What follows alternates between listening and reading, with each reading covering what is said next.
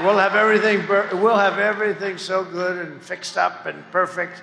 We'll have everything perfect. And then in 4 years, somebody will come down and that person's going to be hot as a pistol. And you know what they're going to draw? About 300 people. That's what you draw. A politician draws 250, 300 if they're good. If they're bad, they draw like 8 people, like Biden used to draw, right? Remember, he used to fill up. Remember the circles? Couldn't fill up the circle, so he used the fake news media to fill up the circles.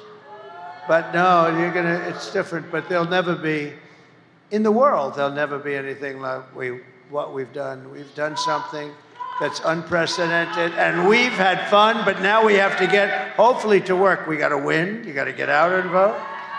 And then we're going to do a real job for you all, and we're going to meet again many times, I hope. But this has been the thrill of a lifetime for me and for you and for everybody. And now we want to take that thrill and turn it into let's do business, right? Let's do business. So it's great to be back in this beautiful state with thousands of proud, hardworking American patriots. And I'd like to begin by asking a very simple question. I've been doing that lately because it seems so poignant. Are you better off now than you were 4 years ago? I don't think so. I don't think so. It's been, is that one of the easiest questions you've ever been asked? But I've come today with a message of hope for all Americans. With your vote, this election, most important election you've ever even thought about voting in, I will end inflation. I will stop the invasion of criminals pouring into our country. And I will bring back the American dream. I'm going to bring it back. You know, yesterday we had a long day. We started out before 7 in the morning. We went to New Mexico. You know, it's sort of in play because the people can't take it anymore. The people are pouring through the border. That's a real border state. But you're a border state in a different sense. Everybody is a border. Every state is a border state. We have criminals coming in from, they fly them in now to the Midwest. Isn't that nice of them? Kamala. And you said to yourself, who the hell would want to do it? And so many of those people are hardened criminals coming out of prisons, jails, mental institutions. But this is all you need to know. Kamala, who's grossly incompetent, broke it. I will fix it. We're going to fix it. We're going to fix it quickly. America will be bigger, better, bolder, richer, safer, and stronger than ever before.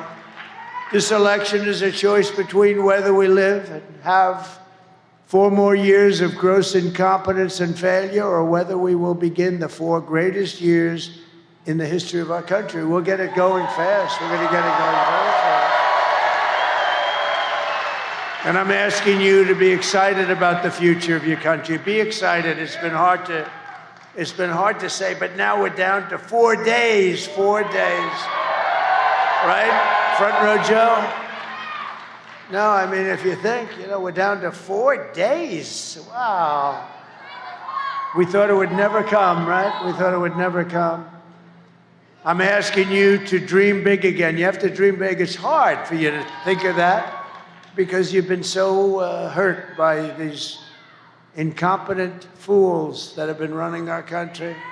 This will be America's new golden age. Every problem facing us can be solved, and it's going to be solved quickly. But now the fate of our nation is in your hands, and it really is. It's in, you got to vote. You got to vote. Don't believe the polls that were way up or we're pretty far up, but a couple of them way up. One gentleman, a great pollster, they say, he said, we have a 97% chance of winning. I said, don't believe it. Don't believe it. Don't believe it. Don't believe it.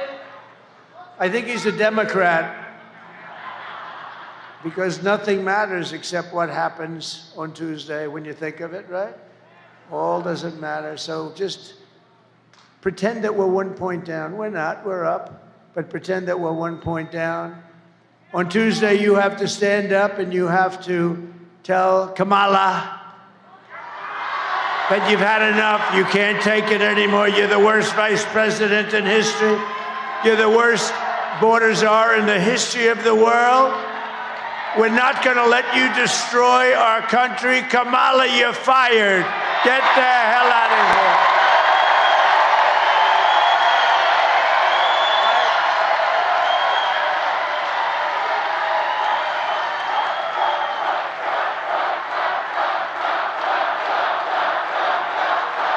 Thank you. She shouldn't even be in this fight. She shouldn't be. She doesn't deserve it. The guy got, look, whether you like him or not, he got 14 million votes. He won the primaries. Then they walked in. They told him, you're out. He had a debate, which was a little rough. And then no, but that's his prerogative. It just happens, right? And they walked in. They said, you're out. And he said, no, I'm not. I won't leave. You're out. Get the hell out. You're out. And they were not nice to him, by the way. I know exactly what went on. Don't forget, I know all those people that are in the surrounds very well. They were rough with Joe Biden. And think of it. He got 14 million votes, and they're telling him, get the hell out. And then they give it to her. And she came in last in the Democrat primary, right? She came in last. She was 22 people, Mr. Ambassador, 22 people. Think of it, 22 people. She was the first one to drop out. I guess that means she came in last. She never made it to the great state of Iowa during their primaries, and then we're running against her. It's actually not fair to him. It's really not fair to him. That's no way. He's got the right. Who cares? Who said that? That's a great line. Who the hell said that? That's great. He goes, I'm going, I've become such a nice guy all of a sudden. I say, it's not fair to him. And this guy shouts out, who cares? Who the hell cares? Who cares about him? I guess he happens to be right. That's very good. Thank you for adding so much spice. That was a good line of stuff. Who cares? But he did get screwed, let's face it. No, they came in. They should have picked somebody else. They could have picked the one that came in first, runner-up. You picked first. You know who that would be? Crooked Bernie, right? Crooked Bernie. Crooked Bernie Sanders, he got screwed twice. He got screwed with Hillary. I think he's one of the best sports, though, because he got terribly taken advantage of with Hillary, and she won, and he went back, and he just kept being very liberal. By the way, he's far less liberal than Kamala. You know that, right? She's rated the worst, most liberal, crazy person in the U.S. Senate. She's more so than even Pocahontas, who's very, remember, she said, my mother told I was an Indian. How do you know you're an Indian? Because my mother told me I have high cheekbones. You believe it? I actually think that's a racist comment that she made. I think that's a racist comment. Everything we have been fighting for these past 4 years comes down to the next 4 days. Can you believe it, right? We've been setting records in the early voting, but we can't let up. In-person voting in Michigan ends on Sunday, and if you're not going to make that, you got to get there on Tuesday. Okay, who's voted? So who is going to vote? All right, 60-40, that's not bad. That's a lot of votes. You got to get the hell out and vote. Because it's now or never. If we don't do it, it's never going to happen again. You know, there are those that say that if we don't win this election, you may never have another election in this country again. That's a possibility with these radical left lunatics that we're dealing with. Crazy Nancy. You want to marry me? She wants to marry me. What the hell's... Well, let me ask the First Lady if that would be okay, because it's okay with me, but I have to get permission. Thank you. That's cute, actually. So get everyone you know. Vote, vote, vote. Get everyone you know. There's a woman named Jane. I saw her backstage. She's got a husband who's not in good shape at all. And I asked her, are you going to vote? Yes, sir. And I asked the husband, are you going to vote? Well, I don't know. We have a game. a game. And he said, no, this is the biggest game of all. This is 1,000 times. You know, what we're doing is 1,000 times bigger than the Super Bowl. It is.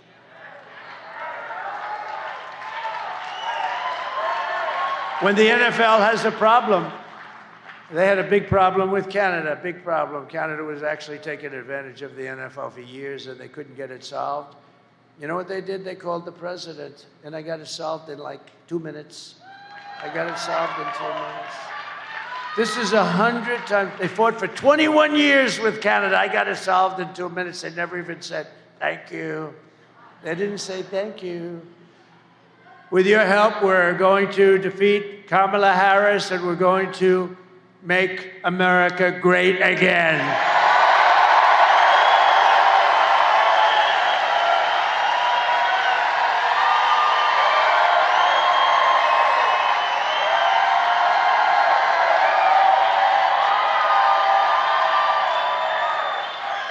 I'm studying my hair. It looks not so good today. It's not a good hair day, but who cares? Not a good hair day for me. Ay, ay, ay. Oh. I don't want to look. But we have breaking news. It's actually bad news. It's only good for one thing. If you happen to be running against the stupid fools that created this news. It's bad news. Bad news for the country. It was just announced a little while ago that brand new jobs report proves decisively that Kamala Harris and Crooked Joe have driven our economy off a cliff. And if she gets 4 more years, your family is you're never going to recover from these stupid people. Because we're being taken advantage of by every country all over the world, including our allies. And in many cases, our allies are worse than our so-called enemies, okay, on trade. Nationwide, this just came out. Listen to this. You got to study these numbers, right? Does anybody have a pencil? Please take it down. Nationwide, the economy created, this is the lowest number in years, a pitiful 12,000 jobs last month. Whoa. Hundreds of thousands of jobs less than what it should be. I never heard of 12,000 jobs. That's not even believable. And when they revise it downward in a few weeks, it will be much lower than that. They'll have to revise it downward. And just think, this is not good news for them. I mean, how would you like to have an election in 4 days and you just had the worst jobs report in the history of our country, practically?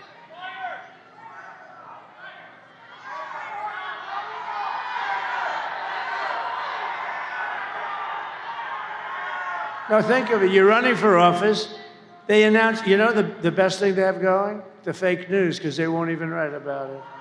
The fake news.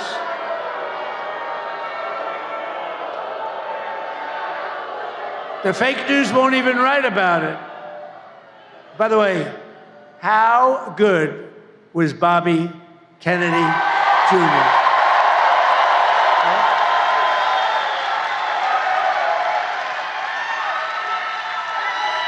How good was he? And he's so into health and all. He's going to take care of women's health and men's health and your children's health. I said, you could do anything. You just go ahead and enjoy yourself. But just do me one favor. Leave the liquid gold alone. Let me handle that.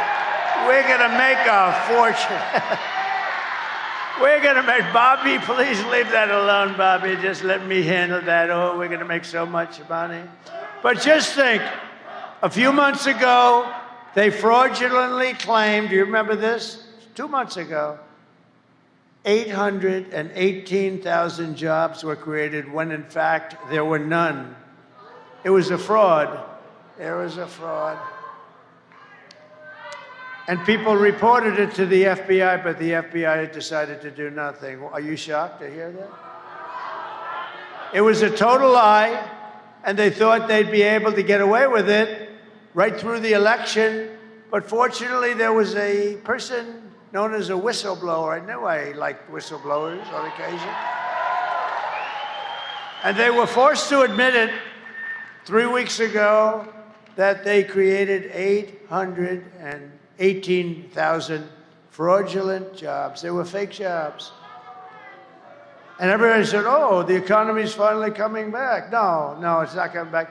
They were fake jobs. If I did that, they would impeach me. They would say, let's impeach him. But now they've just revised past jobs, okay, by an additional 118. Now, they just announced yesterday that they're going to have to reduce them again by 112,000 because they were fake jobs, too. This administration is a big, fat con job. The whole thing is dishonest. It's all misinformation and disinformation. That's almost 1 million fake jobs that never were here. And they wanted to wait. How would you feel if you said, well, our economy's okay, and then we vote, and we have an election, and let's say they win. I can't even imagine it, but let's say they win, and then 2 days later they announced that there were 1 million jobs that were phony. How would you like that, John James? No good, right? Huh? No good. We got to do something about it. They never do anything about it. We never do. These are fraudulent people. No, but how would you like, the election's over, and we have this person that nobody ever, you hear Harris. Harris. Who the hell is Harris? Nobody even knows who the hell she is. Who the hell is she? Nobody knows who the hell she is. Harris. Ladies and gentlemen, President Harris. Who the hell is Harris? It's true. Ladies and gentlemen, Harris came in by announcing 1 million jobs more than existed. It's a fake. Like 2 days after the election, you feel down, you lost an election. And how about the other side? The other side is saying, man, they said they had a great thing going. They just announced 1 million jobs more than they had. They didn't have 1 million jobs. These are terrible people. I'm telling you, they're terrible people. But let's bring it all together. We love everybody, right? No, we don't, actually. How about her? She's always talking about, no, I want to bring the country together. Trump is Hitler. Excuse me, I shouldn't have said that. No, she's always saying, I want to go on peace, and we want to get together as a country. And, you know, the Trump people are garbage, total garbage. Oh. But we want to get together. And Trump is Hitler, and they're all racist, and they're all this, and they're all that. But we want to have peace, so we want to get along. I don't even know if she knows what the hell she's saying, but it's pathetic. So Kamala failed, economic agenda, wiped out nearly 30,000 private sector jobs just recently, and nearly 50,000 manufacturing jobs just over the last short period of time. Did you know that? You lost 50,000 manufacturing jobs. That's better with a mic. That's better. Thank you, backstage. These mic guys, I'm telling you, I'm having a lot of problems with mics lately. I'm not happy. Get yourself a new contractor, please. And don't pay the bill for this contractor. And then they'll write a story, Trump doesn't pay bills. I pay bills. You know what I do? I pay more than I'm supposed to when they can do a good job. But when they don't do a good job, don't pay your damn bill. That's my first. Man. I got to do these speeches like 3-4 times a day for 62 days almost. And then on top of it, I have a mic that doesn't work half the time. All right. Our manufacturing sector is now in very severe recession. Almost 100,000 manufacturing jobs are killed since the start of the year. Think of that. Think of that. 100,000. That's a lot of jobs, especially when you add on the fraudulent almost 1 million jobs, right? So that's 1.1 million. 150,000 Americans joined the unemployment rolls last month. You know that? You don't hear that from these fake news people because they don't report it. They don't report it. They don't report it just like they don't show how many people are in this room because they don't do it. Just like they don't show the videos. A friend of mine, you know, we do videos now. We made a little money. We bought some things for like $1 million. Can you believe it? I spent $1 million for some screens so you people could see better. Oh, think of it. Think of it. And you know the problem? I have a friend, he's watching. A number of people called me. They said, we loved your rally last night. It's too bad we couldn't see the videos. What do you mean you couldn't see the videos? I said, they don't put them on. I said, of course they do. But they don't. You know why? Because they're told not to. And they're told not to show the crowd size where you go from room to room, from place to place. We never have an empty seat, and nobody leaves early. But we never have an empty, you know what? We never have an empty seat.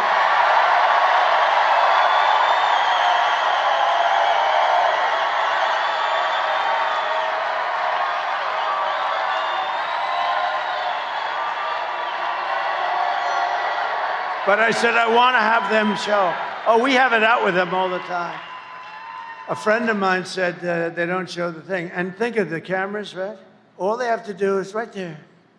There's the screen, there's the screen. All they have to do is 1 inch right, ding. 1 inch up, ding.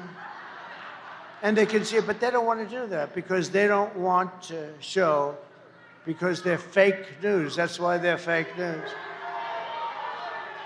And most importantly, nearly 250,000 people dropped out of the labor force last month. Can you believe this? We're in a depression. You better hope you vote for me, because I'm going to get you out of it fast. But under these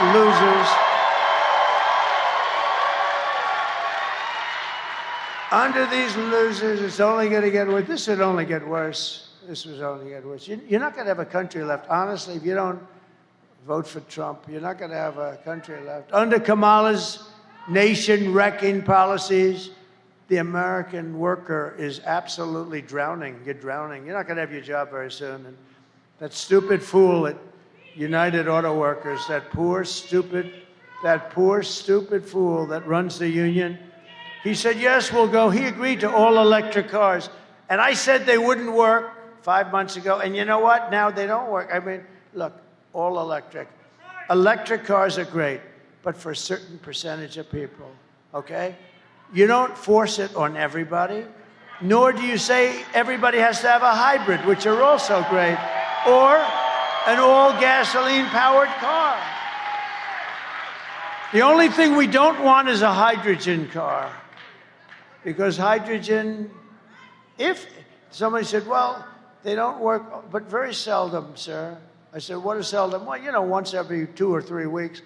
Well, what happens if it doesn't work? Sir, the person is unrecognizable. The person in the car or people in the car are absolutely unrecognizable. It's like a major bomb went off, but we're working on the problem. I said, I have no interest in hydrogen. Whoever the hell's working on hydrogen, we don't want a hydrogen car. Can you imagine? You call the wife, there's your husband alone, the tree. I don't see him. The tree's bright red. I don't see him. The data shows that 100% of all net job gains, listen to this, think of it, it's all gone to the migrants, along with African-American jobs are at the worst, one of the worst levels. They're all going to migrants, the African-American. When you see those numbers, that's the numbers your fake news ought to show you, because they're going to come out with numbers right after the elections. It's going to show that all those people that illegally come across the border with their open border policy are taking the African-American jobs away. So.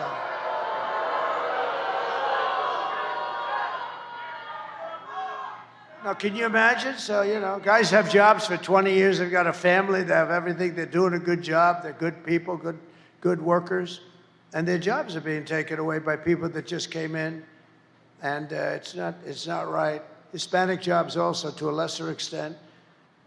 Union jobs will be affected, not yet, but they will be very much so. But the African-American jobs, you ought to tell them to go get you the real numbers, because when you see this, it's going to be probably after the election.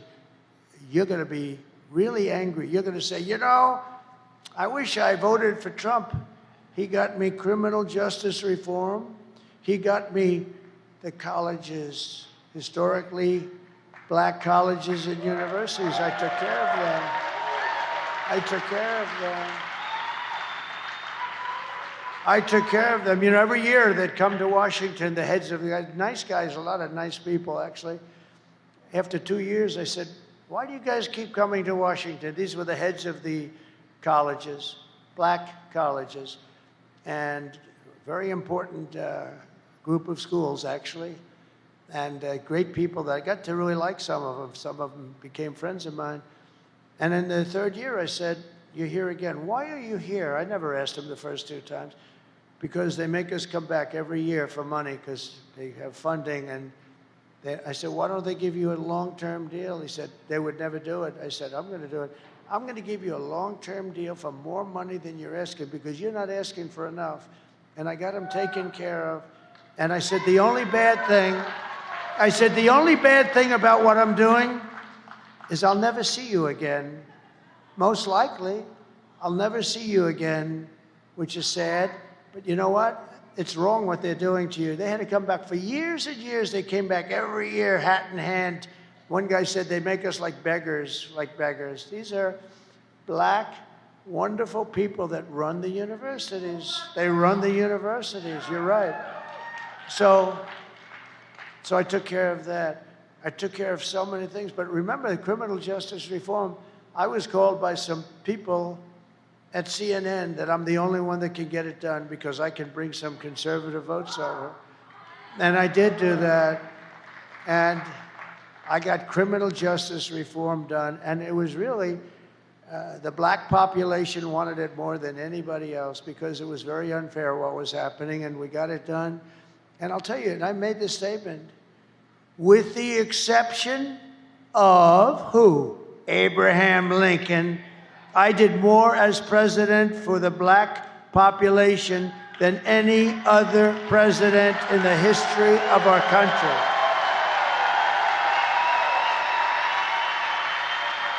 But now the migrants are going to take those jobs that you have, and you should demand before the election that you see, because you'll never vote for Kamala. You never vote for her. She doesn't know what the hell she's doing. Kamala's inflation nightmare has cost a typical American family $30,000 in higher prices, and she's continuing to cost you an additional $1,100 for every single month. That's because of what they've done with inflation. They took, you know, I had no inflation. We had no inflation. We had no inflation. We went from essentially no inflation to the highest inflation in the history of our country. And then they say they're going to vote for these fools. They're not going to vote for these fools. Remember, I had virtually you had no problem. You were making money, you were putting money away, you had money left over, you could go out shopping, and your prices weren't quadrupled for a sausage, for a piece of lettuce, for an apple. Now the prices have gone so high. Everyone tells me about the word groceries. For groceries, cars, look at the price of cars. Look at the price of education. These schools I mean, they're going crazy with the education prices. They're going absolutely crazy. But I had no inflation. I had prices stable. We wouldn't put up with it. We would talk to people, too, if they, were ripping you off. We would talk to people. We had smart people, the best people. And now look at what happened. The inflation is eating everybody alive. It's eating especially our senior citizens. That's why I do no tax on Social Security benefits, because it gets you back to even. But now that very low IQ person who wants to be, have we ever had a low IQ president before? You have to know the opposition. You have to know President Xi, the press hates when I say it. I say very smart. If I use the word brilliant, they'll say, he said he's brilliant. No, he controls 1.4 billion people with an iron fist. No, he's not brilliant. But these are very smart people. These are brilliant people. These are people that like their country. Maybe they don't, but they run their country tough and smart. And we have nobody to compete with them. We have people that it's like your high school football team playing. What's a good team today? Let's see. What's a good team? What's a good team? Oh, The Detroit Lions, right?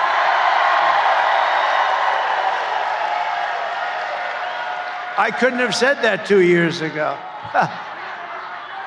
Good. I got bailed out. I'm trying to say, what the hell? The worst thing you can do is mention some team that's not from the area.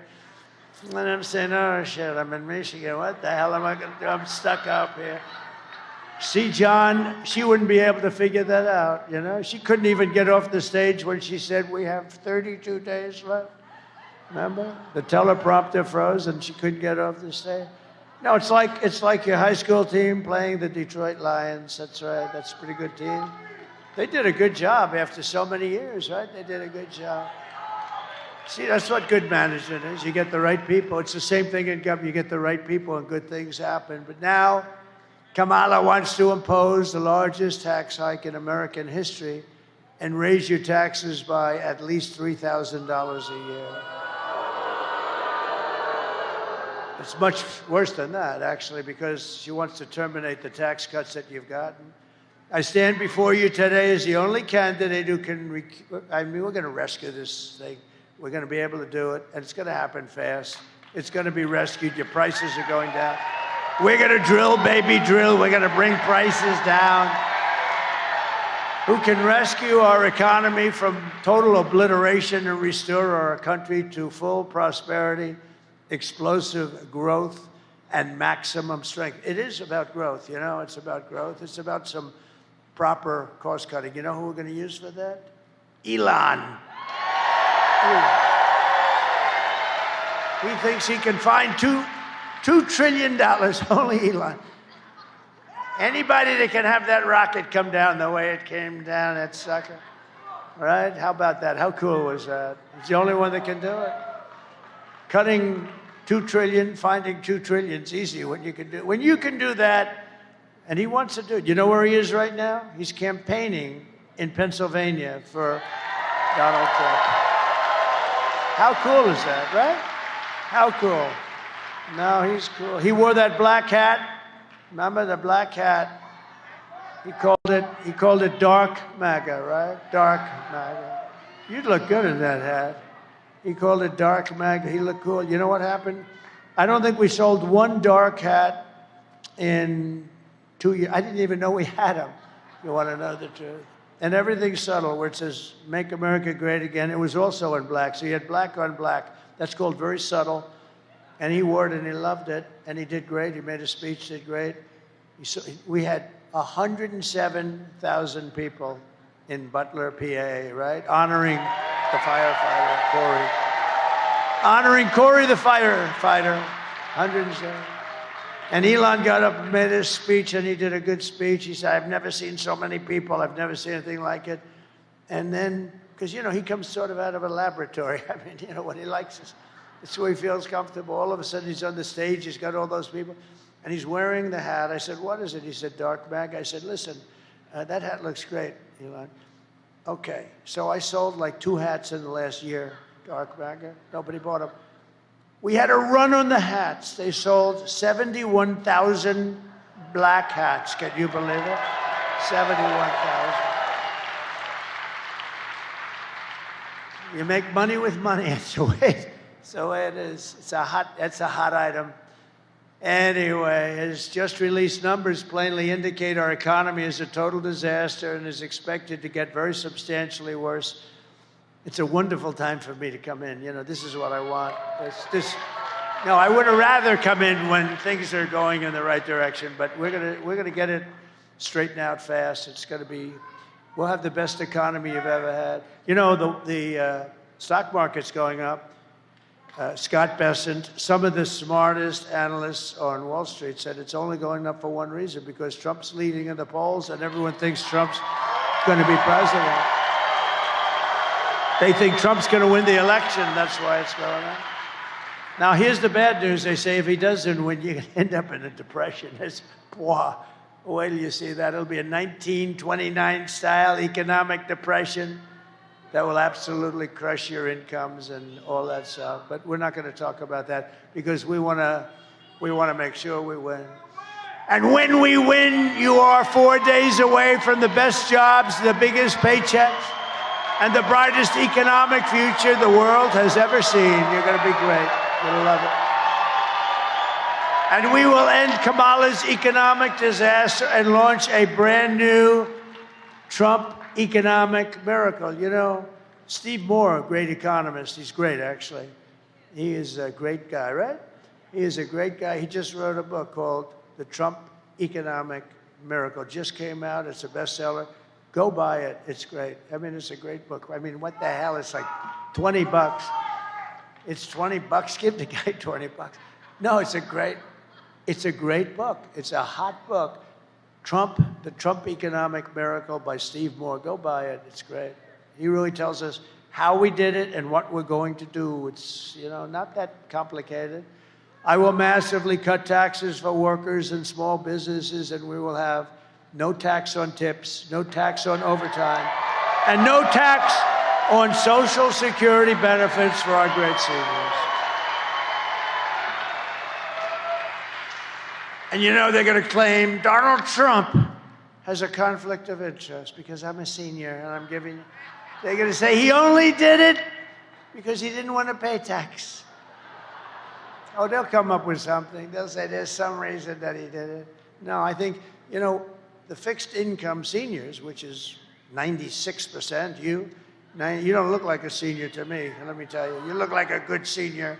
But I don't feel like a senior. Does anybody feel like a senior? I feel better now. I think I'm sharper and better now than I was 25, 30 years ago. You know, I do, I swear. I'll let you know when I don't. In fact, you'll probably know before me. All you have to do is watch. There'll be a day when you get up here, you say, where am I? Like Joe did, right? Where am I? Where are the stairs? Where the hell are the stairs? Oh, there they are. You'll know. I think I'll know before you, actually. I think I will. And but I think we have a long way to go. Good parents. You know, it's nice to have parents that lived a long time. Because if you believe in that, right? I do. I believe in that. It's called genetics. Genetics is good. Not everything, but it sure as hell is good. It's better to have good genetics than bad genetics, right? And I will support a tax credit for family caregivers who are amazing people who take care of a parent or a loved one. And you know, if we didn't have family caregivers, we wouldn't have enough hospitals. If we doubled our capacity, we wouldn't have enough. These people do so much, and we're going to get them a tax credit. To rapidly reduce inflation, I will end Kamala's war on American energy, and we will drill, baby, drill.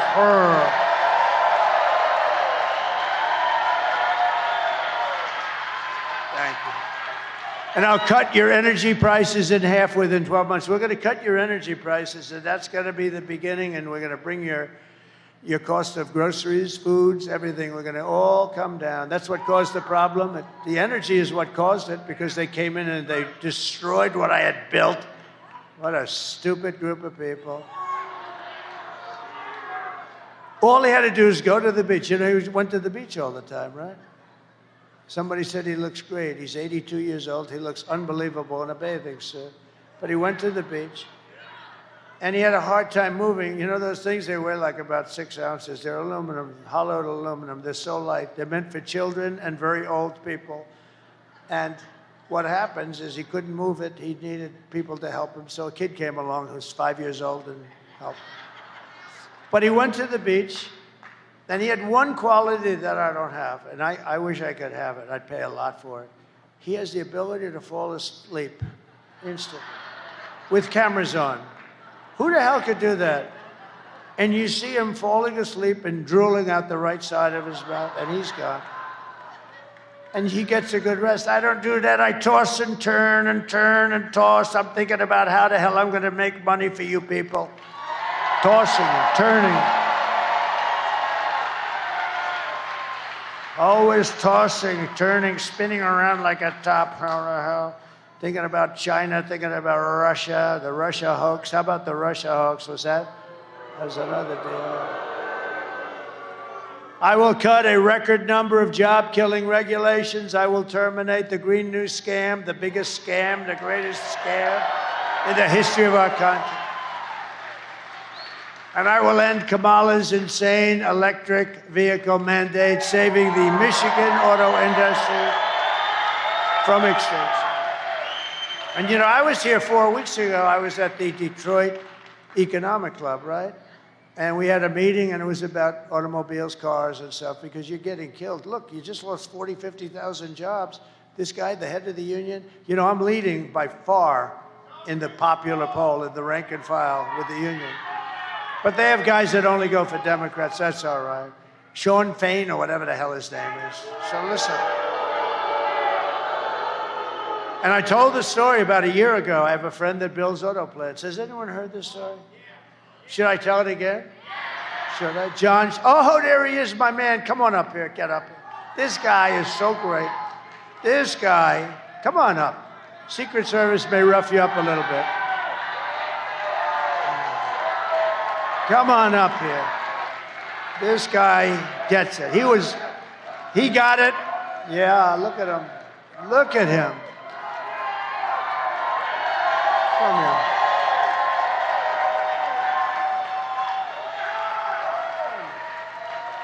Look at the arms on him. Look at the arms. All I can say is I'm taller than him, but he has much bigger arms. Much bigger. And he's a great guy, and he loves this whole, I think you just love Detroit. You love the area. But I've been telling you for a year and a half about this incident that I had. A friend of mine, John, he builds plants. That's all he does. He's a rich guy. He builds plants. If you told him to build an apartment, he wouldn't know how. If you told him to put down asphalt, he would. But he can build a plant like nobody. He builds all of them, most of them. And he was telling me that he's building some big plants. I said, I want to see one. Let's go. I want to see a plant under construction. I like that. I like that stuff. I was always good at it, too. Always a good builder. I always built great buildings. So I wanted to see one. He said, well, we'll have to go to Mexico. We know the story. We're going to have to go to Mexico because all of the big plants. I said, what do you mean Mexico? What about here? No. Oh, this is a year ago. He said, really? Let me see. And he showed me a plant that's the biggest plant, I think, in the world, right? It's the biggest. It would ruin Detroit. It does probably more than all of your plants put together. It's massive, owned by China. So China was going to come in and build one of the biggest plants in the world, I think the biggest plant by far, actually, in the world, and some others, right along our border, make cars, put them into here, and you can forget about Detroit, you can forget about Michigan. It would be over. And I didn't like it. So he told me about it a year ago, and then I started thinking about it. And I said, you know, if they build that plant, and you know, they're decimating Europe, what they're doing, they're dumping cars in there like crazy, and it's being decimated, the auto industry, the manufacturing of car industry.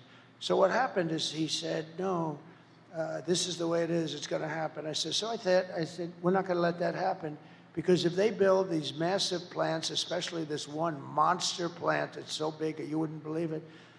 So I announced when I was at the Detroit Economic Forum, and a little before that I'm going to put 100% tariffs, and if that's not high enough, I'll make it 200%.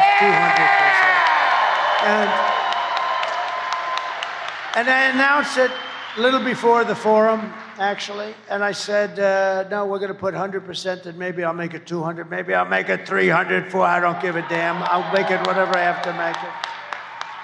And that was it. I just made the announcement. I didn't make a big deal out of it. The fake news didn't pick it up because they don't want to pick it up. But I didn't want to see Detroit destroyed, and other places like South Carolina and Tennessee and a lot of other places. But your state more than any other state, without question. And so what happened is I forgot about it. Now I'm speaking, and I see this guy, John, the builder of auto plants. And I said, I'd like to see him after I speak. So I speak. I made my speech. It was a brilliant speech. Brilliant. And I saw him. And I said, John, how's that plant going that you're building in Mexico on the border? He said, sir, they've canceled that plant last week. They're not going to build it. Because they think you're going to win. And they think you're going to put tariffs on the cars. And therefore, they're not going to be able to bring any cars into the United States. And they said, if Trump wins, this thing is not going to work at all. So, but I'll tell you what, that plant will go up so fast if there's a mishap. Here's the good news. There's only one way there can be a mishap, and you know what that way is. And I hope to hell that doesn't happen. I hope to hell that doesn't happen again.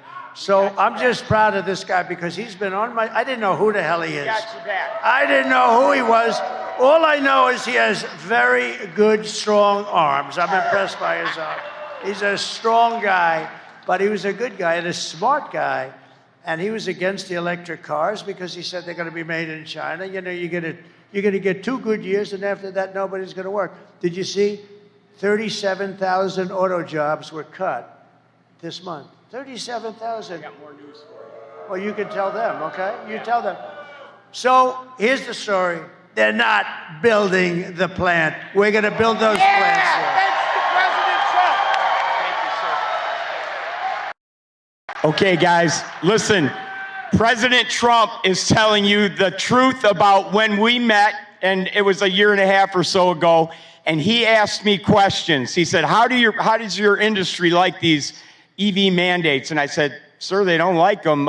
Nobody wants to buy those. You know, we're not only auto workers, we're consumers too, right? We don't want to drive those things. How do you pull a trailer with 4 snowmobiles on it up to Traverse City when it's 5 degrees below zero in an EV? You can't do it. But Kamala Harris thinks she knows better than the experts in Detroit. She wants no more combustion engines, internal combustion engines, produced by 2035 because she's smarter than the engineers at General Motors, right? So President Trump gets it. Every time we met, we started talking backstage, and he would ask me questions. I'd give him feedback. We'd talk back and forth, and it became kind of a regular thing. So I got in the habit of coming up here and kind of giving him updates on how things are going in the auto industry. I was holding a rally every week outside of a different auto plant in the Detroit area with a lot of these guys behind me. And we were talking to auto workers all summer long for 4 or 5 months. And I would ask them, I'd do my own poll. What's it like inside? Are they voting for Trump? How's our support? I'd say, do we have majority in there? They'd say, majority? You got 65 or 70%. We're not voting for Joe Biden and then Kamala Harris. So don't believe anything you read in the newspaper. Don't believe anything you see Sean Fain talking about. The auto workers, UAW members, are voting for Donald Trump for president. Okay, that's the good news. That's the good news. But now I got some bad news for you, and this is going to really tick you off and motivate you to get your friends out to vote. Yesterday, Ford Motor Company sent out notices to all their workers at the Dearborn Ford pickup truck, the Lightning, 100% electric vehicle. They laid everybody off till next year. All right? So those people, through the holidays, Thanksgiving, Christmas, New Year's, are unemployed. We don't know when they're coming back, but it won't be at least until next year. So I don't know if you saw that news. Now I got some other news that the people in the back there don't like to talk about, but I'm going to pass it on. Now this is big news. Because I've been getting called up on stage and I talk to President Trump on a regular basis, 3 vice presidents at Stellantis reached out to me through a friend of mine who's very tied in with the auto industry, and they wanted to give President Trump some bad news about what Stellantis has planned for next year. But they would only do it on the condition of 100% complete anonymity, because they would be fired and lose their jobs if it came out that they had leaked this information because they had signed non-disclosure agreements. Now, these are not people on the assembly line. These are not high-low drivers like I was. The one gentleman that, the lead of these 3, is a vice president of manufacturing. Now, he recently retired, but they told me, and they sent me all the data and information to back it up, and I've gotten it to the proper people that can vet it, check it out, corroborate it, and make sure it's all legit and accurate.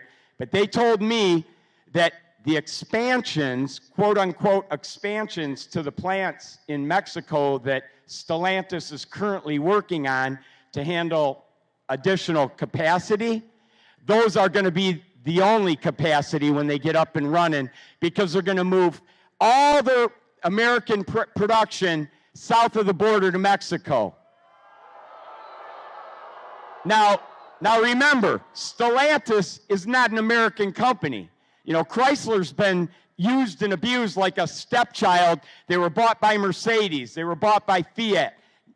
Now they're owned by a French company. So they don't care about you. They don't care about our jobs. You've heard all the speakers up here today.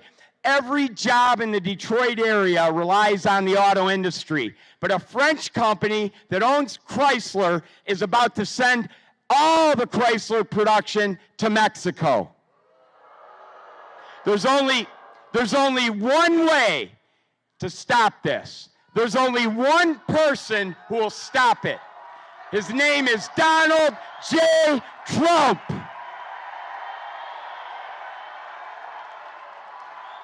So I'm asking you, when you leave here today, you got 2 days, Saturday and Sunday, to get every single person in your contact list out to vote. Not Tuesday. Get them to vote tomorrow and Sunday. Okay? Tell them, do not wait till Tuesday. They got to do it over the weekend. One phone call and they'll know where they got to go. But you got to get them out. And then when they vote, then they can get everybody on their contact list out to vote. We got to make it too big to rig. Let's elect Donald J. Trump, the 47th President of the United States.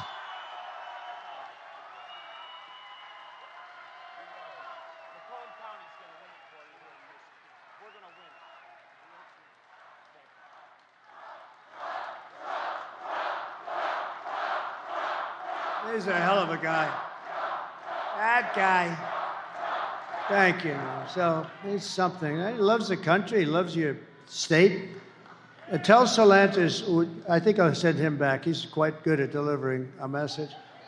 Tell Stellantis that if they plan on moving, we're going to charge them a 100% tariff on every car they put in, and they won't move. You know who said they're going to move? A company I buy a lot of stuff from them, a lot. Great company, John Deere, going to move big sections of their company from Iowa, I believe they said, to Mexico. And I told them, and I did it in writing, I said that if you do it, beware, because I'm going to charge you about 100% tariff on everything you make to put back. So if you're going to move from Iowa, and if you're going to move from Iowa to Mexico, and then you think you're going to make it in Mexico and sell it over here and sell it at that cost, not going to happen. We're going to do a 100% tariff. They announced, I believe, that they're no longer making the move, didn't they? I think that's what I heard. Somebody told me the other day that they announced that they're not making the move. Why would they make the move? It'll cost them much more to make the product over there when we do this. In other words, we're going to use that. Look, the most beautiful word in the dictionary to me is tariff. I think it's the most beautiful word. It's going to make our country rich. And these stupid people, look, politicians, there's only two reasons why they wouldn't want to use tariffs. They're stupid or they're corrupt. There's no third reason. They're either stupid or they're corrupt. I just stopped the largest plant in the entire world, which would destroy your state. I think this plant made more than all of Detroit put together. You know, it's a big, and I just stopped it, and I'm not even president yet, okay? Think of what I could do when I'm president. But I have to find out. But I'm telling you, I told John Deere, we told them very strong. We said, look, you're going to move out of Iowa. We're putting about 100% tariff on anything you make. It was a different kind of a plant. There was parts and this and that. I said, if you're going to do that, we're putting in a tariff. And that was it. I sort of went on to other things, like how to get elected very easily. And I heard 2 days ago that they're not going to build the plants here. So it's pretty good, right? It's pretty good. But you're a hell of a guy, I tell you. He's a friend of mine. I'll make interest on car loans. So here's the thing I thought of, and it's funny, it's not that complicated. It's going to do tremendous good for your area because here's what I'm doing. I thought of this idea, and then I expanded. You know, a lot of times you have an idea, and then you expand. I was always good financially, and I was always very good on construction. In this case, construction doesn't matter. It's finance that matters. And people call me up. It doesn't sound complicated. They say, from Wall Street, 182 IQ guys, brilliant guys. Where the hell did you ever come up with that idea? Like, as an example, no tax on tips. I did that, everyone went crazy. Nobody ever heard of it before, right? No, it's true. And then that dumb woman, very dumb woman, that low IQ individual, like 2 months later stood up, today I'd like to announce that we're not going to have tax on tips. And she got booed out of the place. You know, it didn't work. You never heard a second. Nobody talked about it after that because she was, so, you know, I mean, the one problem with what I do is I do it and then somebody else copies you, but they don't have the brain power to get it done. So I had this idea, but then I had a better idea using the first idea, but it's all pretty simple. I'm going to make interest on car loans fully tax deductible. That's it, right? And people say, where the hell did you ever come? Isn't it funny? It's like the paperclip, you know?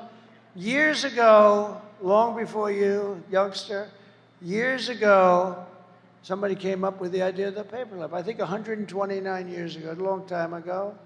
And he had a little piece of steel, metal, whatever. He bent it around, start selling it. And everybody saw it, and they said, why the hell didn't I come up with that idea, right? The paperclip. But this is sort of like that. So that's fully deductible. That's going to be unbelievable. But here's the problem. I don't give a damn if they buy a car in Japan or China or South Korea. What the hell good does that do for us? So then I came up with phase 2 of the same idea, fully tax deductible, but only if the car is made in the U.S. Wow. And I announced it last week up here. I've been up here a lot because we have to win Michigan. We win Michigan. We win Michigan. We win the whole ball of wax because, you know. And we got to bring John James and all of these great guys with us. We got to bring them with us. But I got calls. So here it is. Number one, the deductibility. They said, wow, what a great idea. But then number two, you only get it if you make the car in the U.S. I can't say here, but we'll try steering them to here because I would love, you know, they've been talking about a renaissance and a rebirth for Detroit for 45 years. And I got into some heat because I said, they've been talking about it for 45 years, and if it's okay with you, it hasn't exactly happened, okay? You know, I'd like to say it did, but it hasn't. And if I did, you'd hit me on that one too. But it can happen. And I'd love to steer it right over to here where it all began because it's very sad. It's very sad what's happened. But think of it. You're going to have deductibility of interest. That's a big deal. You're going to be roaring, but I didn't want it to go to China, Japan, South Korea, or any one of 10 other countries. So I came up with phase 2, and I said, but only if the car is built in the United States of America. Otherwise, you don't get it. How good is it? You know what? That in itself will spur, I mean, you will be spurred onward to bring back millions of jobs. We will give our companies the lowest taxes, the lowest energy costs, the lowest regulatory burdens, and free access to the best and biggest market on the planet. Remember this, you're not going to have a best and biggest market soon. Your market's getting evaporated by incompetent people that are leading it. One guy who has to go to bed at 4 o'clock in the evening, and another woman who's actually not nearly as smart as he is. Would you believe this? But only for those who make their product the same thing. This is on a bigger scale than the autos. You can build your plant here, and we love you. But if you don't build your plant here, you don't get the tariff, you don't get the tax cut, you don't get it. You have to build your plant. And these guys at Wall Street that are very brilliant guys, they call me up, there's, who the hell gave you these ideas? And yet, you know, it's just like, I always say it's like the paperclip. People don't think about it, but think of the idea that deductibility, that's gonna make it great. Vote for Trump and you will see a mass exodus of manufacturing jobs from Mexico to Michigan, from Shanghai to Sterling Heights, and from Beijing to Detroit. Finally, Detroit will benefit, right? And it's easy. And you know what her economic plan is? She doesn't have one. She doesn't have one. She wants to tax companies. You know what happens when you tax them? They leave. A lot of these big companies, you know, they're run by they live in Switzerland. They have very glamorous lives. They have the life that I could have had if I decided not to do this, actually. Somebody said to me, "Are you glad you did it?" I said, "Absolutely, but I could have been on the best beaches in the world. I own the best beaches in the world. I could have had such time. I could have been at the Great Turnberry in Scotland. I could have been anywhere I wanted to be. I could have had those waves smacking me in the face. I could have said, that white, beautiful white skin that I have would be nice and tan. I got the whitest skin because I never have time to go out in the sun, but I have that beautiful white. And you know what? It could have been beautiful, tan, beautiful. But you know what? If I had the choice, I wouldn't even think about it. I would do exactly what I've done because we're going to make America great again. We're going to make America great again, greater than ever before. It's true. We're going to pass the Trump Reciprocal Trade Act also. That was very simple. Reciprocal trade, meaning if China or any other country, I don't want to pick on China because the European Union is almost as bad as China. They don't accept your cars. They don't accept your farm products, but they send their farm products here, and they send their cars here by the millions and millions. So if China or any other country charges 100 or 200% tax, then we will charge them 100 or 200% tax in return. It's called an eye for an eye, and it'll all stop. I will never apologize for defending America. I will protect our workers. I will protect our jobs. I will protect our borders. I will protect our families. And I will protect the birthright of our children to live in the richest and most powerful nation on the face of the earth again. And as we rescue our economy, I will also restore our borders, because I think it's your biggest problem. I think, you know, inflation is terrible. It's a country buster. The economy is horrible. You saw the numbers, and I hope the fake news is going to write those numbers. There's a lot of fake news back there, but I hope you'll be lucky if one guy writes it. It'll be the local Detroit newspaper or something. They don't write those numbers because they want to try and get her elected. Why? I don't know. That's the biggest thing I can't understand. Why the hell would you want her? She's horrible. But over the past 4 years, Kamala has orchestrated the most egregious betrayal that any leader in American history has ever inflicted upon its people. She has violated her oath and eradicated our sovereign border, totally eradicated our border, and unleashed an army of gangs and criminal migrants from prisons and jails, insane asylums and mental institutions from all over the world, from Venezuela to the Congo in Africa. Congo, a lot of people coming in from the Congo. And you know where they live in the Congo? In jails. They're emptying their jails into this country.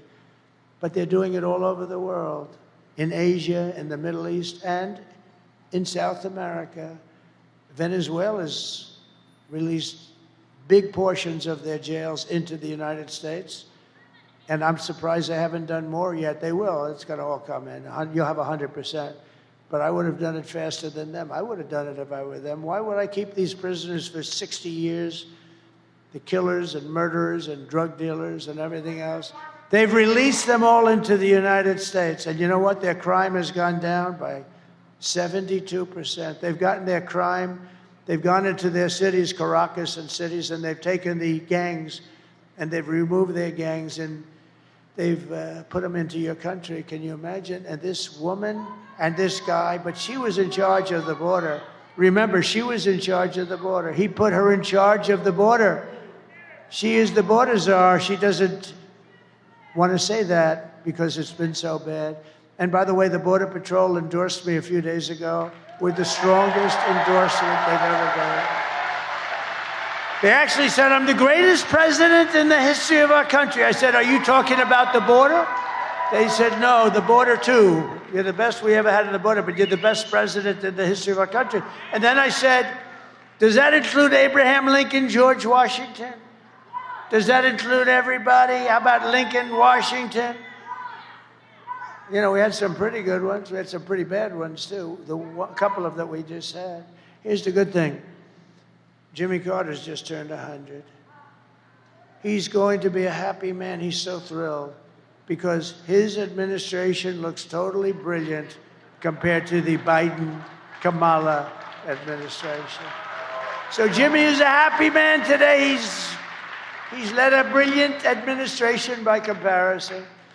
Today I want to hear, and I want you to hear from a mother just made 2 days ago who suffered gravely because her daughter was killed by an illegal migrant that would have never come in under the Trump policy. And she said that, would have never come in. We have open borders. These killers are coming in at levels that nobody's ever seen.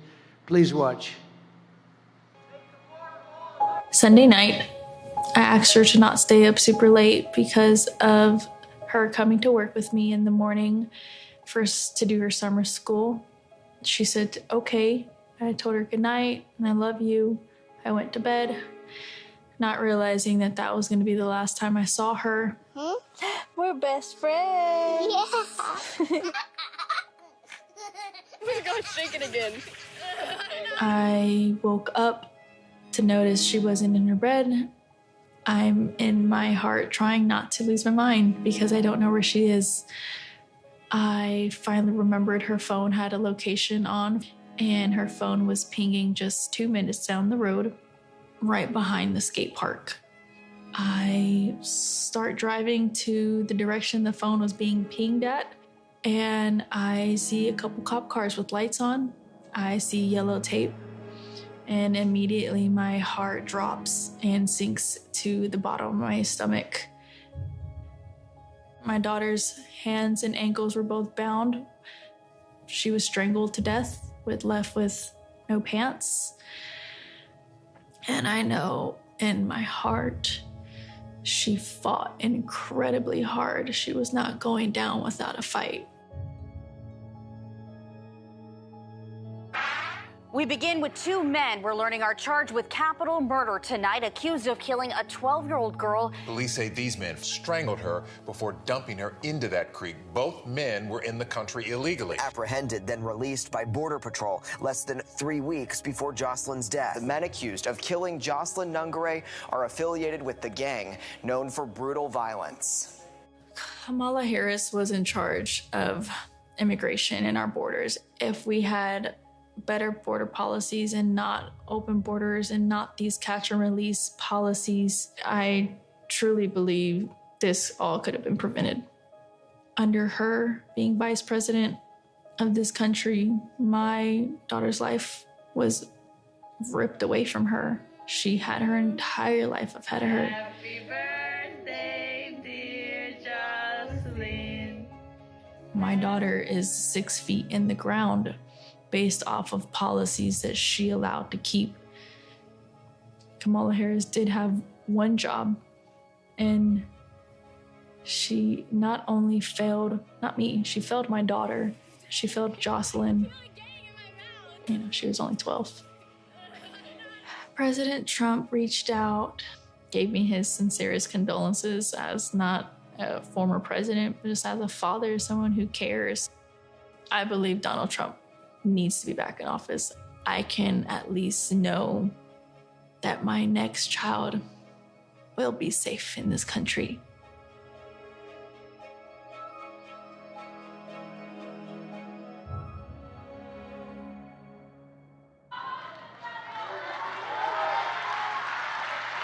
That's what we're allowing into our country.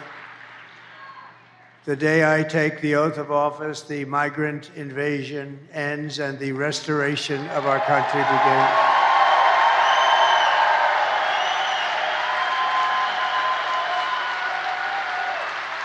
And the savages charged with brutalizing and murdering precious Jocelyn are members of the same vicious Venezuelan prison gang, Tren de Aragua, that is taking over apartment complexes and unleashing a violent killing spree all over America.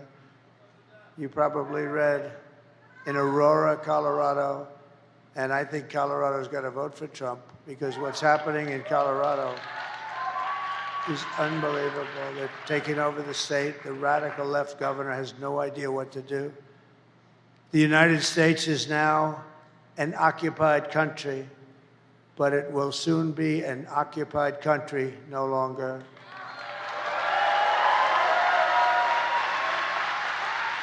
November 5th, 2024, Election Day, will be Liberation Day in America. It'll be Liberation Day, 4 days. On day one, I will launch the largest deportation program in American history. I will rescue every city and town that has been invaded and conquered. These towns have been invaded, and these towns have been actually conquered. Think of it, we're talking about the United States of America. And we will put these vicious and bloodthirsty criminals in jail, or at a minimum, kick them the hell out of our country and fast. To expedite removals of Trende, Aragua, and other savage gangs like MS-13, I will invoke the Alien Enemies Act of 1798, very tough one, to target and dismantle every migrant criminal network operating on American soil. And if they come back into our country, it's an automatic 10 years in jail with no possibility of parole. And I'm hereby calling, today I am calling for the death penalty for any migrant that kills an American citizen or a law enforcement officer.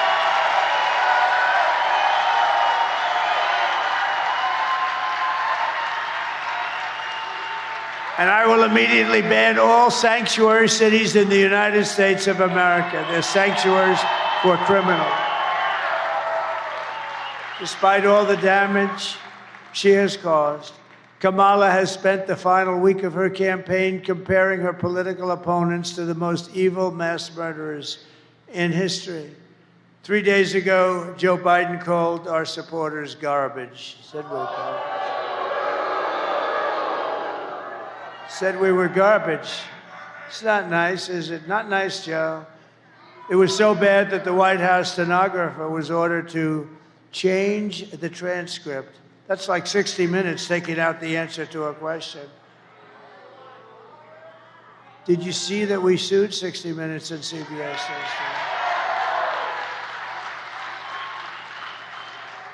But the stenographers who were honest and they reported it, they were told to not put down what he said, put down a different answer. They couldn't do it because it's fraud. That's not what they heard. My response to Joe and Kamala is simple. You can't lead America if you don't love Americans. You can't. And you can't be president if you hate the American people. Kamala's closing message to America is that she hates you. You know, there's got to be something there. I think she does. I do believe, you know, don't forget, she's from San Francisco. She's a Marxist, or as you would say, a communist from San Francisco. She destroyed the greatest city in the country, probably, you know. It's probably the best city in the country was. My closing message is that I love America, and I'm inviting you to join us in building an extraordinary future for our nation. My oath of office is an oath of allegiance to you, the American people, and I'm asking for your vote, but I want you to know that whether or not you vote for me, when I win, I will fight for you with every breath in my body. I will.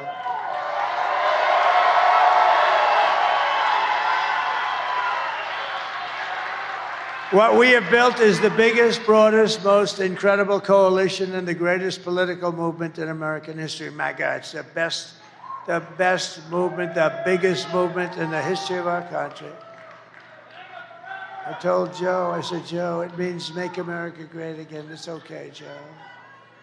We're seeing historic levels of support among blacks, Hispanics, and Asians, Jews, Catholics, evangelicals, and Mormons. They're all joining our cause in larger numbers than ever before. And now the most amazing thing is happening. We're also winning overwhelming support from your Muslim community right here in Michigan. Muslim and Arab right here in Michigan. That's something. That's progress. And I just came from an incredible meeting with the Lebanese community in Dearborn.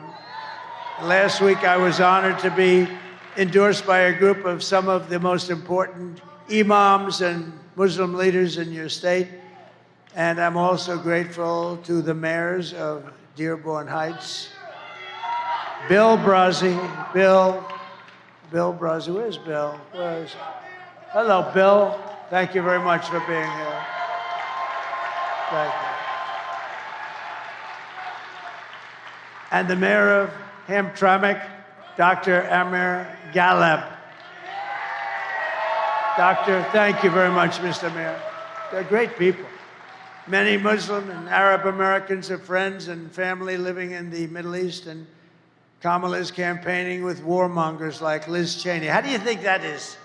They want to get the Arab American vote. They want to get the Muslim votes. So she picks Liz Cheney, whose father virtually destroyed the Middle East, right?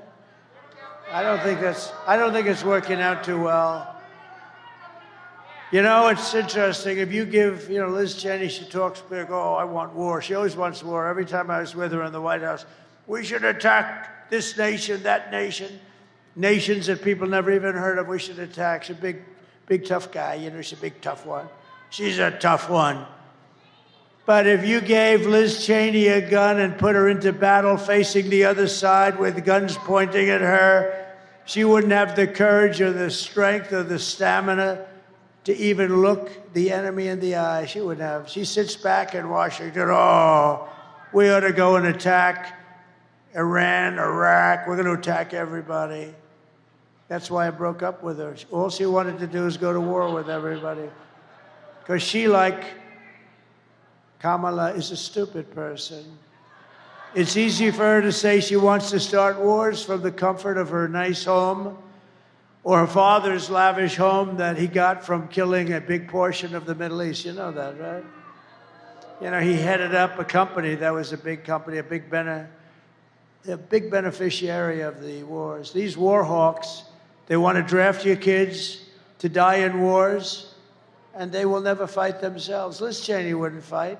I'll go with her. I'll go to the Middle East. I'll go wherever she wants, and we'll fight.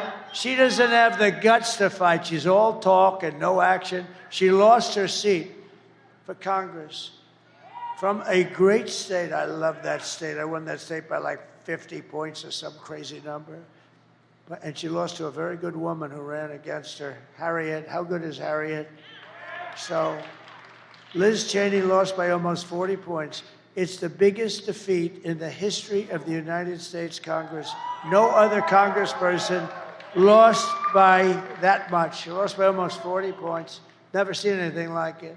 If Kamala wins, only death and destruction await because she is the candidate of endless wars. I am the candidate of peace. I am peace. People don't believe that. I am peace.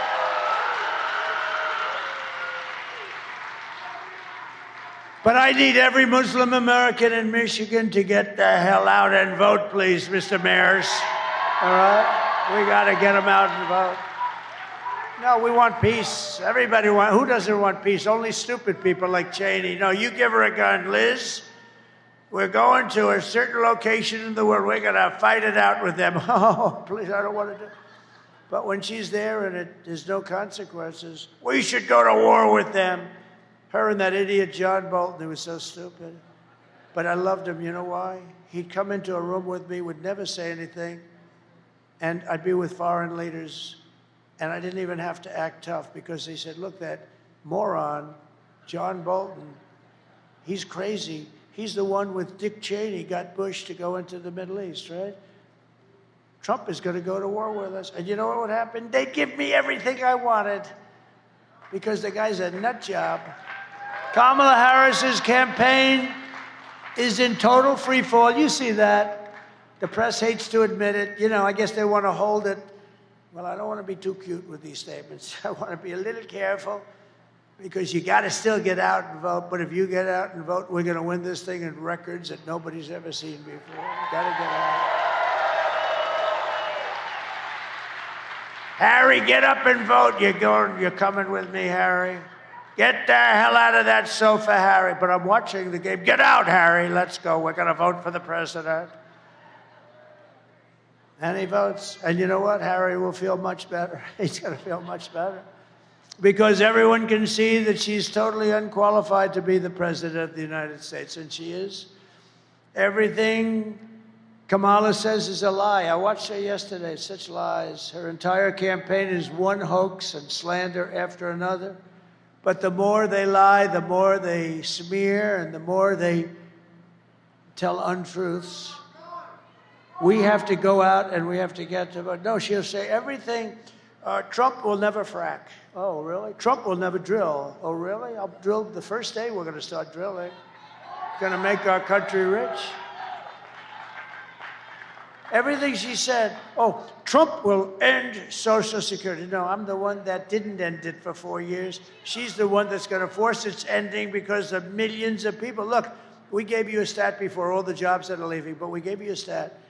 And what did that stat say? It said that all of our jobs are being taken by the migrants that come into our country illegally. And many of those migrants happen to be criminals. And some of them happen to be murderers. And they're taking the jobs away from the black population, and so far, to a lesser extent, from the Hispanic population. But that will change, too. The only way to stop the lies is to swamp them with our votes. We're going to swamp them.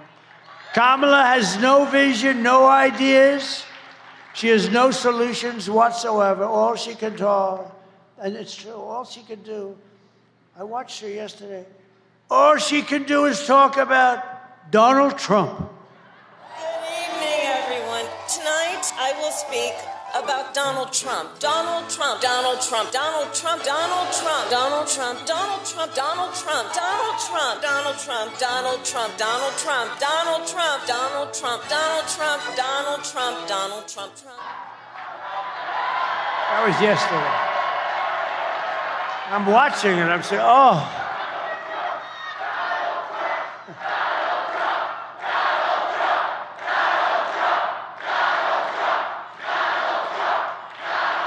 Thank you. No, I was watching yesterday. Trump did. Why the hell didn't she fix this stuff? I mean, now she's saying, I'm going to do this or that or this. There are some people who thrive under pressure, and there are some people who crack under pressure. And the more pressure Kamala has, the more pressure that Kamala has, the worse she's crumbled. I watched her 2 days ago. She's exhausted. I mean, I've been doing 62 days without a day off, and I am inspired, actually. It's crazy, right? I'm actually inspired. I don't know, maybe I shouldn't be, but I am. She's so rattled and frightened that she couldn't even do an interview with a great guy named Joe Rogan. Couldn't do it. And if she can't handle an interview, she sure as hell can't handle President Xi, can she? She can't handle President Xi of China. She will get overwhelmed, she will melt down, and millions of people will die with her stupidity. They got us into Ukraine. We should have never gone into Ukraine. If I was president, you would have never gone into Ukraine. This is not a charity event. This is an election for the biggest and toughest job in human history. This is the biggest job in history. And on top of it, we have to save our country. Do you want to lose your life savings because we put a weak and foolish person in the White House? Do you want to lose your job and maybe your house and pension because Kamala has the economic understanding of a child? She's like a child. I watch her. I'm good at this stuff. I watch her. She doesn't know what the hell she's talking about. And every one of those companies will move. They'll move to Asia. They'll move to Europe. They'll move. Everybody wants those companies. But we do too, and we're not letting them go. Take a look. Take a look at what we did with John Deere. I mean, I just heard it I just heard it just recently that John Deere has announced that they're not going to move to Mexico. If they do move to Mexico, they're going to pay a big price. They can sell anywhere they want, but they're not selling in the United States of America, okay?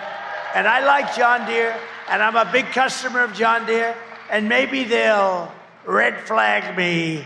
They'll say, you can't buy from John Deere, and I'll buy from somebody else if I have to. But they're not going to move their manufacturing plants to Mexico unless they want to pay a very big price. This presidency is a job held by Teddy Roosevelt, Abraham Lincoln, Dwight Eisenhower, Ronald Reagan, people of strength and intelligence. Would you trust Kamala Harris to talk to Russia or China and talk them out of a war? Let's talk. I don't think you would. Would you trust her to steer us out of an economic calamity? She has put us into, and we are right now, we had the lowest job numbers I think I've ever heard. I've never heard of 12,000 jobs, John, have you? I don't think so. We've done this for a long time. I don't think I've ever heard of 12,000 jobs. Nothing is more dangerous than to give an immense amount of power to a very weak and incompetent and low IQ person. That's what you're giving. You're giving the presidency to a low IQ person. We had that for 4 years. We can't take another 4 years. I mean, the mistakes this guy made, and she was there, right? She was there. She approved everything she said. She'd like to have that statement back. You wouldn't put Kamala Harris in charge of literally a kindergarten class. You wouldn't be able to do the job.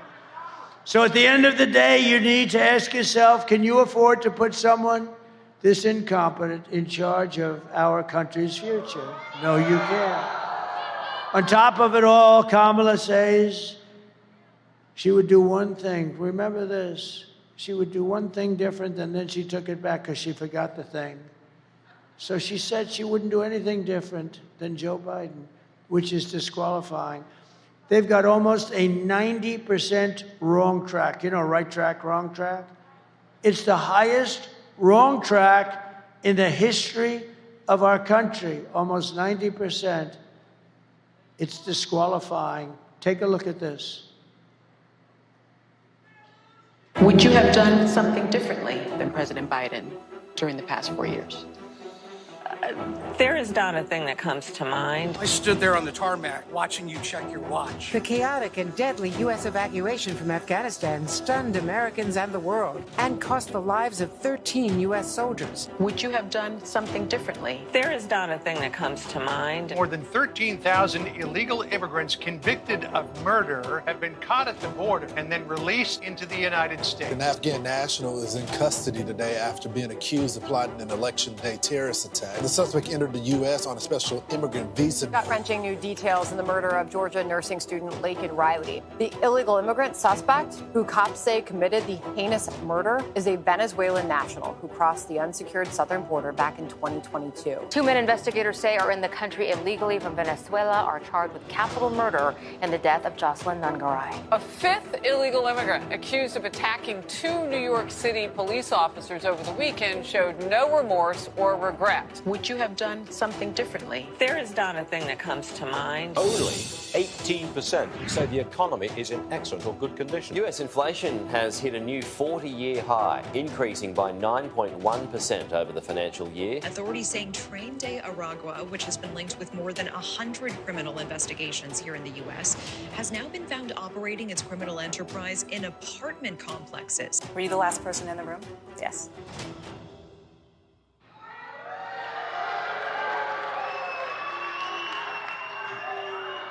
Wouldn't come to mind, not a thing. Nothing comes to her mind. Let me tell you. It wasn't so much that nothing comes to her mind, because she's stupid. Now, can you imagine? You know the worst thing of all? 325,000 children are missing or dead. They came through the border. Think of that, 300. We're not talking 2 or 3, which is too many. 325,000 children went through her stupid open border, and now they're either missing, dead, or slaves. If you want to end this disaster, you must get out and vote. We're pleased to be joined today, and I hope this happens because he's really good, by your next senator from the great state of Michigan, Mike Rogers. Mike, thank you. Come on, Mike.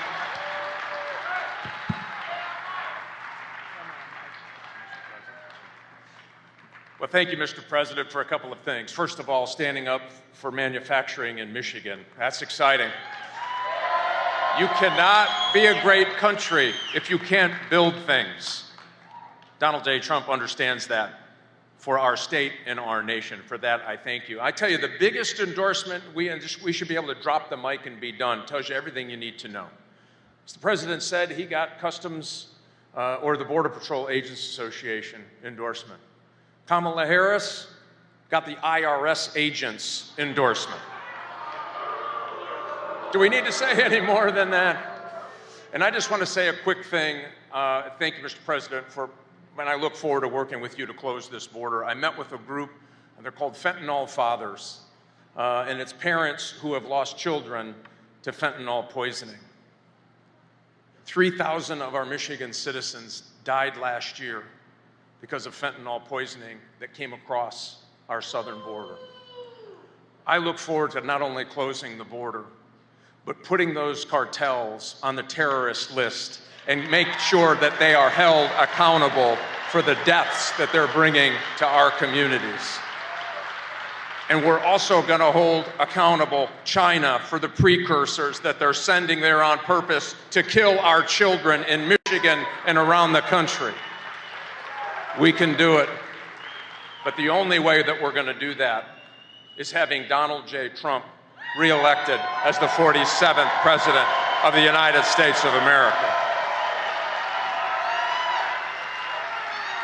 So I'm going to extend an invitation to you, Mr. President, right here, right now. We're going to both win because we're going to get out and work as hard as we can the next few days. And we're going to take a couple of those plastic fold-up chairs and we're going to sit outside of the majority leader's office in the Senate. I'm buying the popcorn, and we're going to watch Chuck Schumer schlep out of that office and down the hall so that we can make America great again. Thank you for what you're doing. Thank you for your energy, Mr. President.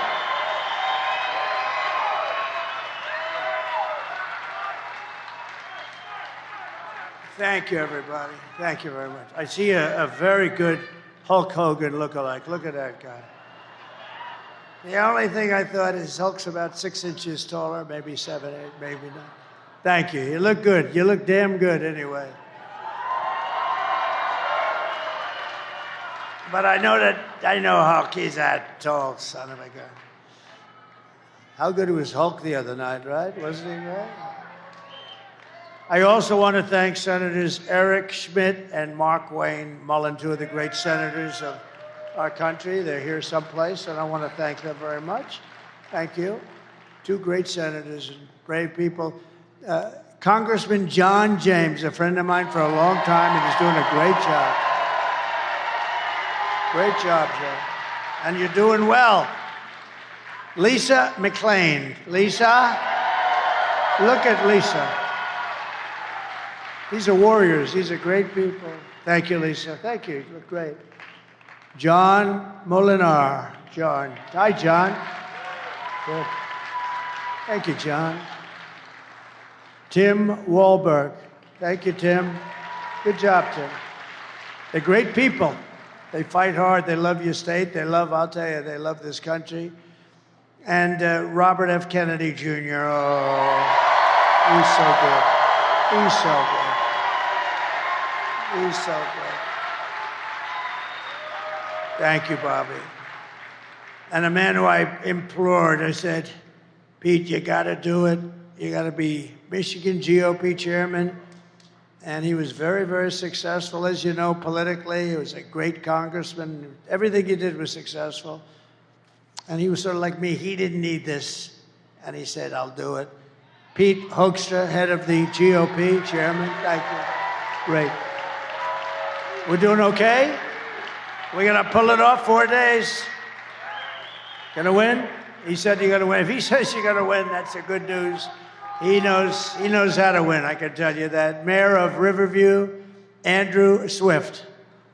Thank you, Andrew. Thank you, Andrew. Mayor of Garden City, Mark Jacobs. Thank you, Mark. Got all the big mayors here today. Township Supervisor, Grosse Ile, James Budney. Thank you very much. Thank you. Mayor of Southgate, Joseph Cuspa. And City Council President, Zoe Cuspa. A little relationship there, I guess. President of the Michigan Police Officers Association, James Tiganelli, and he was so nice. He gave me a big award the other day. We have the endorsement of every single police group. And Brian Pennybecker, you met before, and Brian, I want to thank you. Brian Pennybecker. He's been so incredible.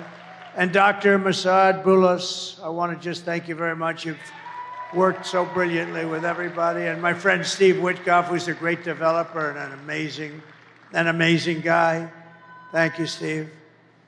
Here are the facts, just in closing. Kamala is a radical left Marxist, rated even worse than crazy Bernie Sanders and Pocahontas herself. She destroyed our economy.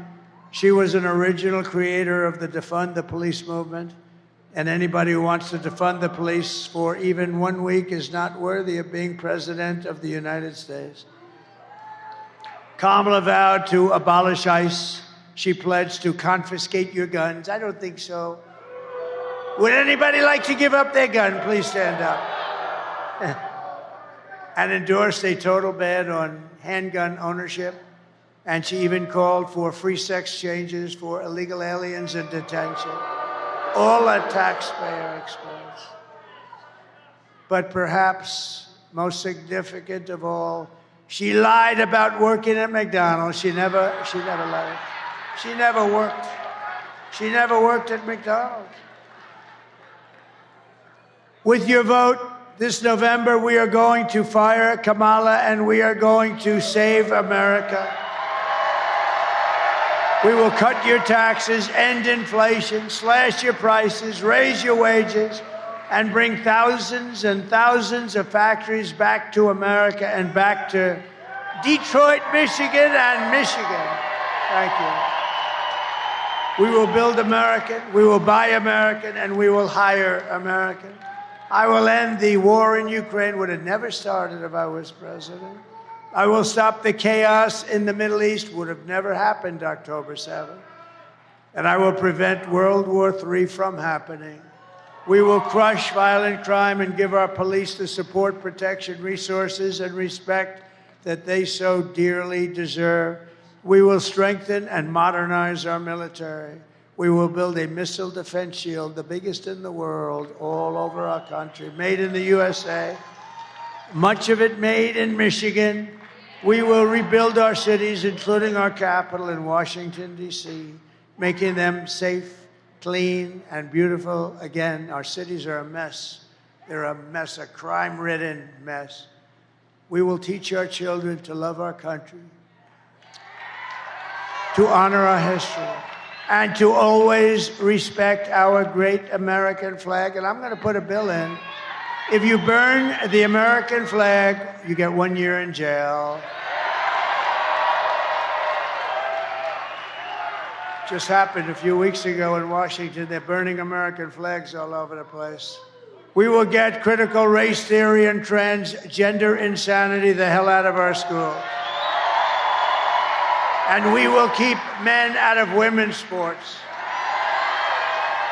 I will defend religious liberty. I will restore free speech, and I will defend the right to keep and bear arms, our Second Amendment, which is under siege.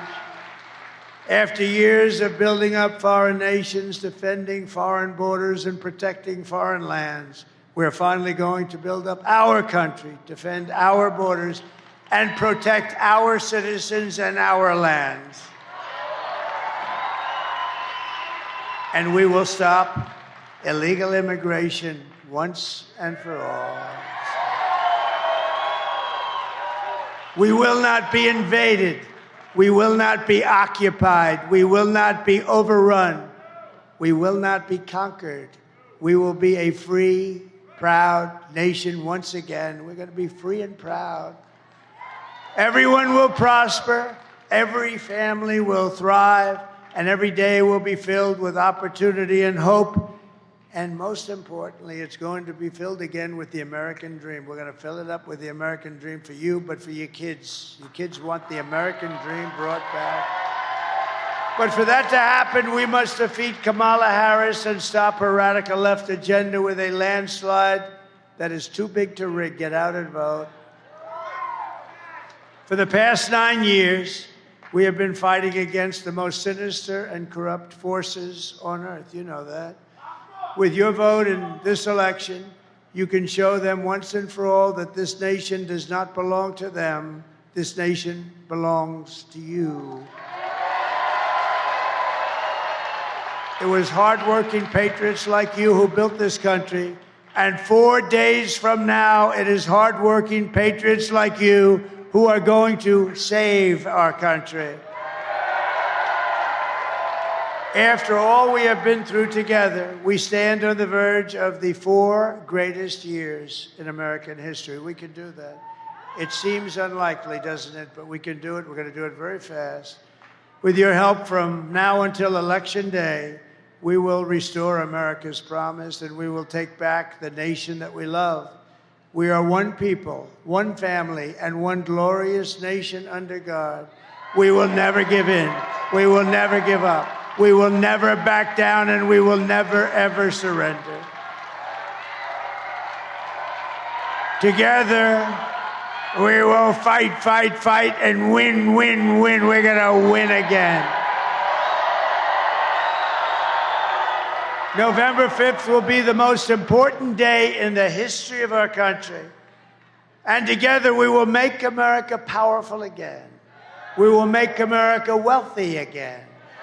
We will make America healthy again. Thank you, Bobby. Thank you, Bobby. We will make America strong again. We will make America proud again. We will make America safe again. And we will make America great again. Thank you. Thank you, Michigan. God bless you all. God bless you, Michigan.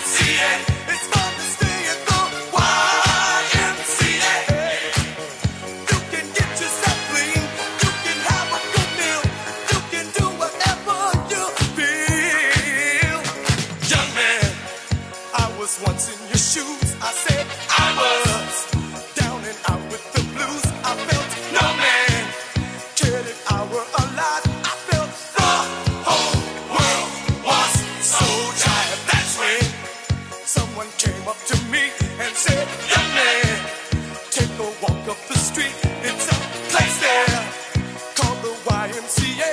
They can start you back on your way. It's fun to stay at the YMCA. It's fun to stay at the YMCA. They have everything for your men to enjoy. You can hang out with all the boys. YMCA. It's fun to stay at the YMCA. Young man, there's no need to feel down. Young man.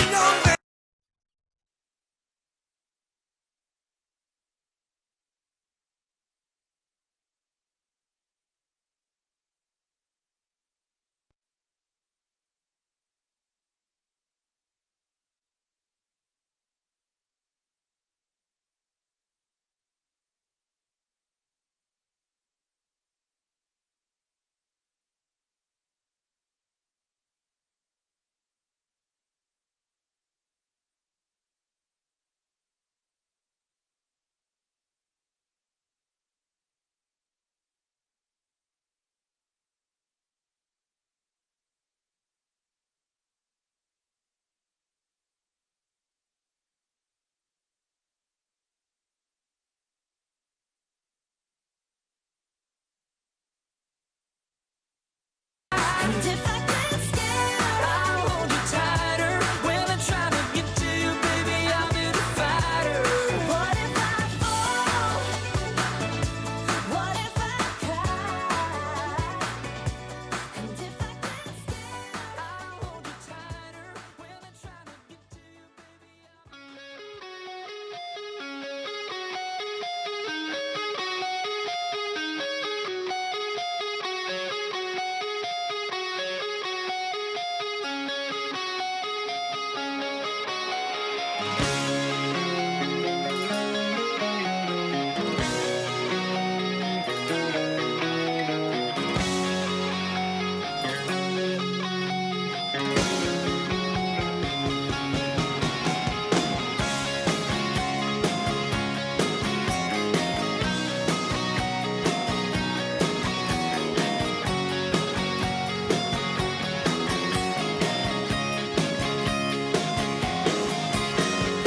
she's got a smile that it seems to me reminds me of childhood memories where everything was as fresh as the bright blue sky. Well, if anything, would you have done something differently than President Biden during the past 4 years? There is not a thing that comes to mind in terms of, and I've been a part of most of the decisions that have had impact.